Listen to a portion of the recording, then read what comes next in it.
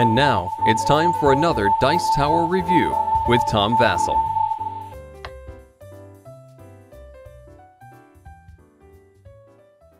Battleground Fantasy Warfare is easily one of my favorite games. I like the fact that it's basically a miniatures game in a box. You're basically using cards that you will attack the other opponents with rather than miniatures. It's very easy, portable, and inexpensive. But it's also a lot of fun, and I look forward to every faction that comes out. But while I like the orcs versus the humans versus the undead, I really like when I see these really cool monsters. And some of the factions, like the lizard men and like the undead, had some cool monsters. But when I heard about this expansion, Monsters and Mercenaries, I knew it had to have monsters. And maybe finally we would get that dragon. Well, we got the dragon and we got a pile of other monsters. And this is an interesting set. Now, here I'm showing you two boxes. I got the starter deck. This is all factions for this game come like this. You got a starter deck, which gives you enough units that you can have tons of fun and play with it, plus the command deck for the game. And then you get the reinforcement deck, which just gives you plenty more creatures and units that you can use. And when you buy them both together, you'll have a huge army that you'll have tons of replayability with. And so if you ever buy a faction, I recommend that you get them together, and I'll be talking about them together today. All right, let's take a look at the armies that are included in this expansion, or the different units. The basic units of this expansion, which make up the mercenaries part, are the wild men. The basically wild men who come, you got the horse archers, you have archers, and they're very useful. They're cheap, they're not very powerful, they're stronger than the peasants, I suppose. The most interesting unit is the wild men horse archers, because there are very few units in the game that are both cavalry and archers. So they're useful, but again, they're weak and they're cheap. A little bit stronger, and maybe more of a backbone of your army, would be the half-orc spearmen and the half-orc swordsmen.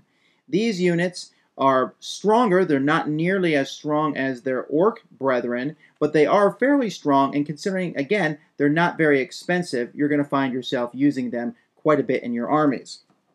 A much more interesting unit is the ogres. Now, these are a core unit, and they're very strong, very powerful, and they're fast. They can move 5 inches. So why wouldn't you fill your army with them? Well, the reason is even though they're not too expensive for what you get from them, they're stupid, which means whenever you change them or take direct control of them, it costs 2 command actions rather than 1. And so if you're someone who likes complete control over your army, well then ogres are going to annoy you because they're very difficult to maneuver with.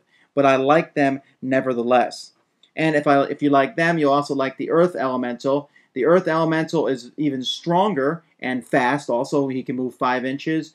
But again, you can see he only can go into close combat, which normally isn't a problem. I just put him in the middle, have him run up, and take a lot of blows while everyone else controls everything. But you won't want to use these too often because of that. Some more interesting units in the game. We have the Healer Mages. Now, these guys can heal other units, which is very useful. The problem is they're very weak, they do very little damage on their own, and they run away at the drop of a hat. So you have to protect these guys at all costs. And that may or may not be worth it to you, especially depending on the scenario that you're coming into. So I like them, but I find them very easily killed. And that also goes for the Elementalists, which have some different artwork. I really like these guys.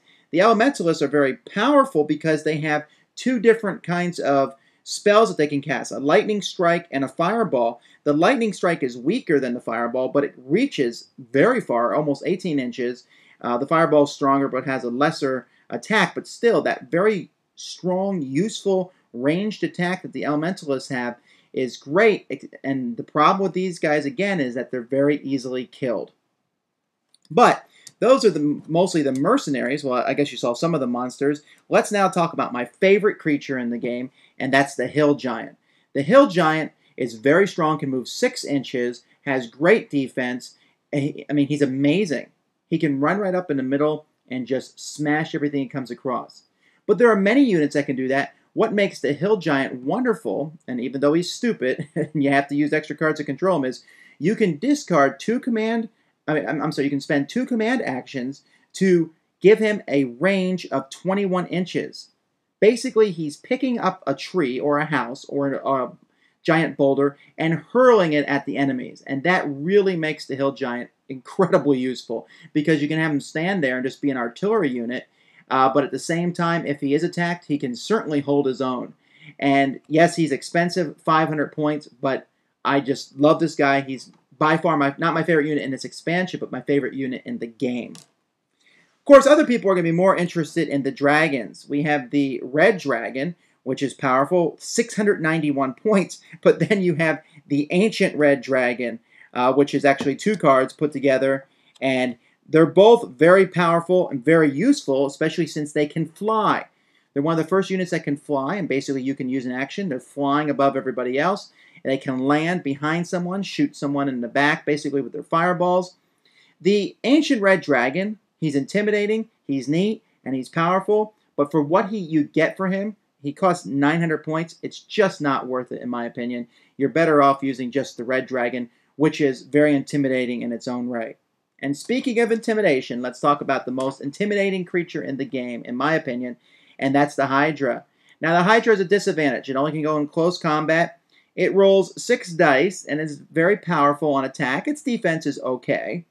But what makes this creature great is its special abilities. It always passes courage checks, and every turn, at the beginning of your turn, it heals 1 damage, and every time it does this, it gets an extra die on the attack. Think the Hydra from the Disney movie Hercules, and you pretty much have this creature right here. It's defeatable. I've seen it destroyed, but man, oh man, is it one powerful creature, and just putting in your army will make the other army fear quite a bit for its life. Monsters and Mercenaries adds the mercenary rules to this game. Now you can play the Monsters and Mercenaries as their own faction. So let's talk about that first.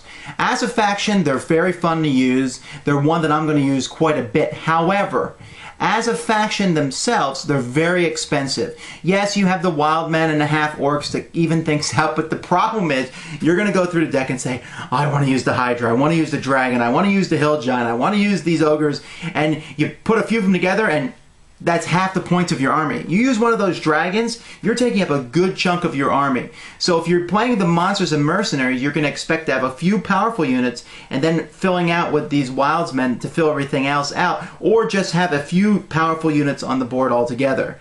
So I like it, but you realize that you're going to have fewer units, and whenever you take a loss, it's really going to hurt.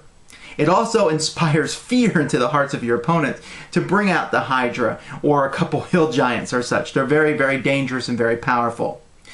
But this expansion also adds the mercenary aspect to the game.